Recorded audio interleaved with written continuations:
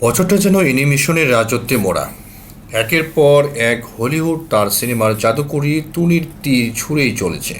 চমকপ্রদ সব animation cinema উপহার দিয়ে মাতিয়ে তুলেছে বিশ্বজুড়ে অগণিত দর্শক। এবার সে তালিকায় যোগ হতে চলেছে আরও এক রাজকীয় সিনেমা। ছবিটির নাম দ্য কিং অব কিং। ছোট বড় সব বয়সী দর্শকের হৃদয় ছুঁয়ে যাওয়ার প্রতিশ্রুতি নিয়ে এ সিনেমা মুক্তি পেতে চলেছে 11 এপ্রিল।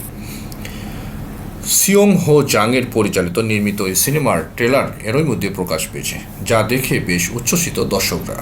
প্রকাশিত ট্রেলারে দেখা যায় প্রখ্যাত লেখক চার্লস ডিকেন্স তার কল্পনাপ্রবণ ছেলে ওয়াল্টারের সঙ্গে সম্পর্ক তৈরি করতে হিমশিম খাচ্ছেন।